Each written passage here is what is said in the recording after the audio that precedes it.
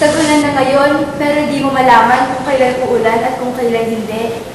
Noong isang linggo, ang init ng panahon. Ngayon naman, 3 araw ng tuloy-tuloy at walang bupa ang ulan.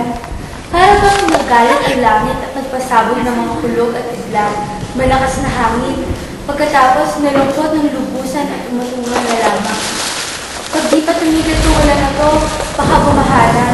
Kaya siguro pinabili na ako ni Inay ng pagkain at ininom para siguradong may makakain kami kung sakaling bumaha at may stranded na naman kami sa bahay. Ano ba ang problema mo? Ba't di mo na lang siguro ang trabaho mo? Sige! Gusto mo ng ulan? Hintayin nyo lang. Magsasawa kayo sa ulan. Kapatid, kailangan ko na itigil yung ulan na ito.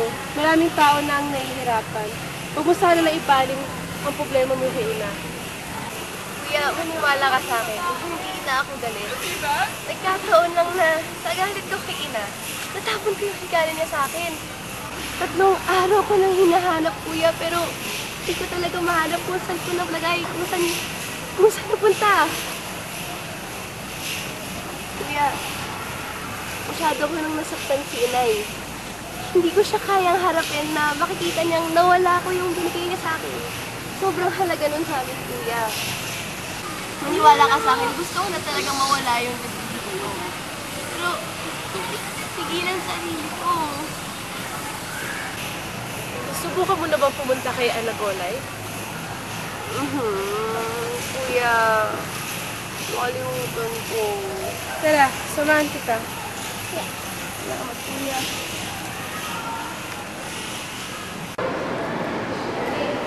Inay, narito na po ako. Wala po po sa... Hindi ka ba na ulan? Sadyang malakas nga po yung ulan. Dami. Ito na po yung mga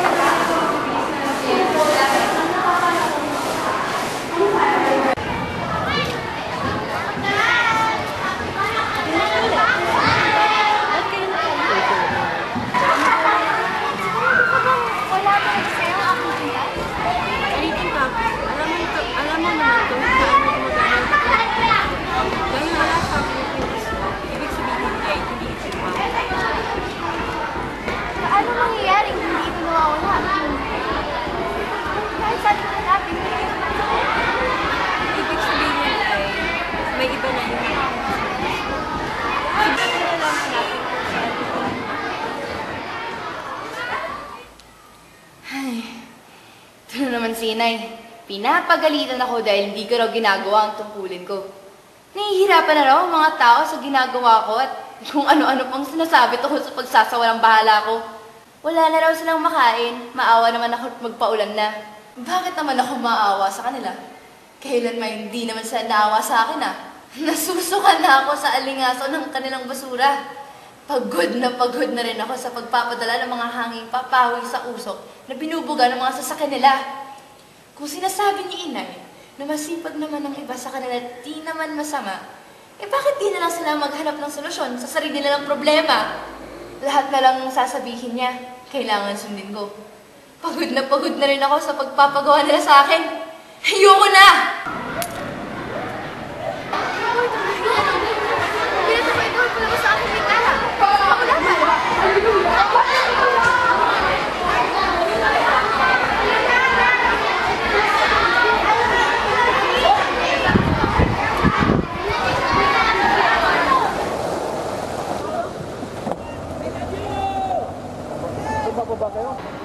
Anak, dali naman na! Alis na yung truck pupuntang evacuation center!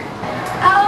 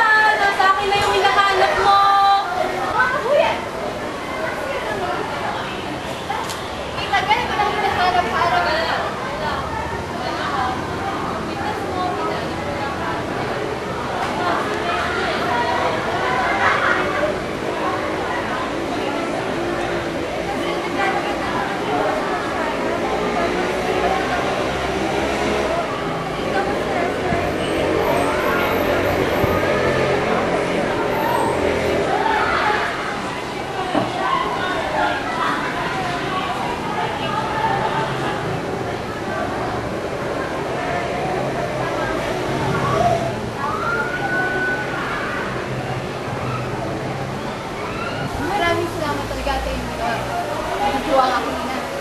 Ikaw, ano ba? Opo, lubusan. Mahal na mahal ko siya. Kung kayo'y alagaan siya, huwag mo nga hayaang lumpas ang araw na hindi mo Huwag mo lalapasin na hindi niya mararamdaman na mahal mo siya. Naiintindihan mo ba yun? Pahalagahan mo ang mga mahal mo at ang mga nagmamahal sa'yo. Dahil sa mga sandaling pakiramdam mo'y wala ka ng kakampi. Sila lang ang mananatili sa iyong tabi upang gabayan at tulungan ka. Huwag kang magsawang mahalin at pasalamatan. Kailangan ko na umalis. Marami pa akong kanang asikasuhin. Alam mo naman yung gulong, patawad talaga sa gulong sinimulan ko. Salamat talaga. Maraming salamat. Sana'y palain kayo ng mga Diyos. Ay, saksak ko na naman ang nahantungan. Ano kayang papangalan ng mga tao sa bagyong to? Hindi talaga sila nawawala ng para magpaliwanag sa mga nangyayari sa paligid. Ha? Ang ibig sabihin mo, yung mga global warming, ano pang sinasabi nila? Mga gawa-gawa yan. Hindi naman. Siyempre yung polusyon na ginagawa. Lason yan eh. Dumadaloy sa mundo, hindi tayong pinapatay lahat. Kaya hindi ko nga maintindihan yung mga tao, parang wala lang sa kanila. Hindi pa nila alam sila rin yung pinapatay nila. Kaya sana huwag kayong magkamali. Habang may panahon pa, habang hindi pa huli ang lahat, kumusin nyo yung mga paraan naman. Teka, kailangan mo na umalis. Alam mo naman siguro yung daan pabalik, di ba? Opo. Sige, iwanan na kita. Siguro bukas magigising ka, isipin mo panaginip lang lahat yun. Pero sana, huwag kang yan.